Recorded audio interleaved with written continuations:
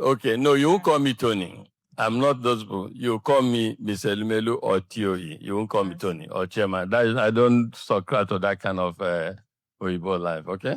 Enyoma got a job, showed up to her graduation in front of a room and said good morning to the chairman. And within 24 hours, Nigerians decided she needs to be destroyed. Not corrected, destroyed. An actress went on Instagram and said she should have somersaulted on the spot. A woman said her 22-year-old asked who raised her. Grown men lined up to explain what the young girl's problem was, that she lacked exposure. This is what I actually think is going on. And it's not what everybody is arguing about. Thursday, UBA's Graduate Management Accelerated Program graduation. The trainee stands up to ask a question. She says, I said, good morning, Tony. And then he corrected her on stage in the front of the room. Okay, no, you won't call me Tony. I'm not those people. You call me Mr. Elumelu or TOE. You won't call me Tony or Chairman. Because it doesn't subscribe to Oyinbo life. Now, hold that detail because we are coming back to it. Omoyele Sowore posted a response that set the whole thing on fire. And his central question was the one nobody wanted to answer. What exactly is the earth-shattering difference between being addressed as Tony or TEO or Chief and Mr.? I want to take that question seriously because the answer tells you something about Nigerians that has nothing to do with manners. If this were about formality, the acceptable list would be formal. It isn't. Look at what he offered her. Mr. Elumelu, fine, that's formal. Chairman, that's the title. And TOE, that's a nickname. It is initials. It's what colleagues at Standard Trust Bank started calling him as the company grew. An in-house shorthand invented by people who worked with him every day. So the rule isn't address me formally.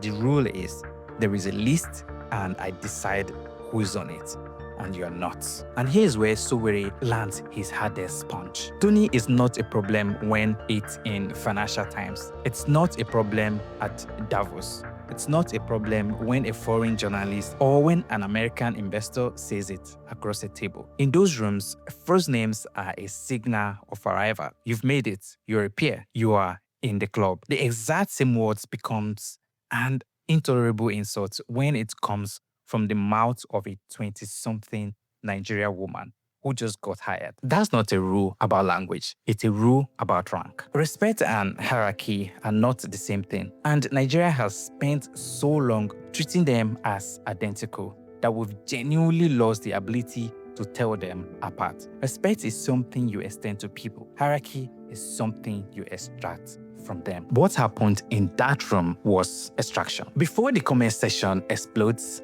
and it will, I want to make the strongest possible case against me because there is one and it's better than most of you think. Argument 1. TO isn't a first name. It's an end handle. Colleagues move to it over years. Strangers don't get it. She could have said Mr. Elumelu and none of this happens. Fair, genuinely fair. Mr. Elumelu was always available and she didn't take it. Argument 2. He corrected her once, calmly, and then let her ask a question. He didn't throw her out. Ex-UBA staff have pointed out it could have humiliated her far worse. Also, fair. Argument 3. And this one I hear most. Even in the West, you don't first name a stranger. Formality is Mr., Mrs., Miss. So, the Oyinbo life defense doesn't hold. Let's say you are right on all three. Let's say she makes a professional misjudgment on her first week of hire. Then explain the last 48 hours to me. Because a small professional misjudgment gets you a quiet word from your line manager. It does not get you a national referendum on your upbringing. It does not get an actress on Instagram asking where you got the audacity from. It does not get strangers speculating about your ethnic group and announcing they'd be disappointed if you were one of theirs. The punishment is not proportional to the offense. And when the punishment is that widely out of proportion, the offense was never the real issue. Watch what people actually praise as the correct alternative.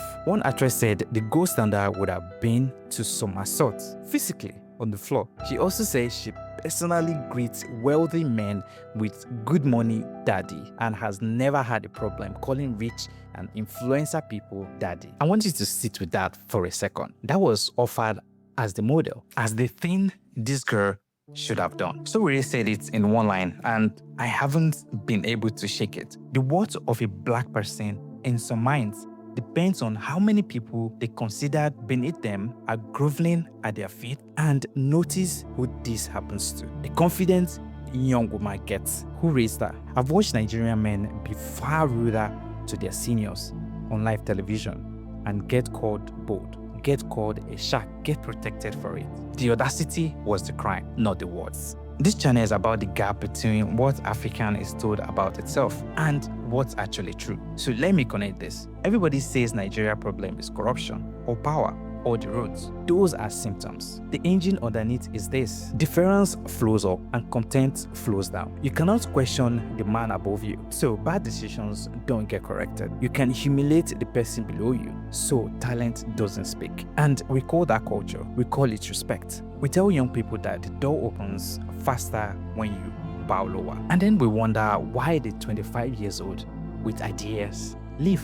I don't think Tony Elumelu is a villain. I think he's a 63 years old man who has been treated like a deity for 20 years and genuinely believes the deity treatment is what respect looks like. It's not the disease, he's a symptom too. The people who scare me are the ones who watched a girl get corrected and decided she deserves to be dragged for 2 days over it. So here is my question, and I want an actual answer to it, not argument. If your child came home and tells you they called their chairman by his first name, would your first reaction be to ask them what happened in that room or what's wrong with them? Be honest in the comments. Not what you think you should say, what you'd actually do. And if you think I've got this completely wrong, say why. I read them all.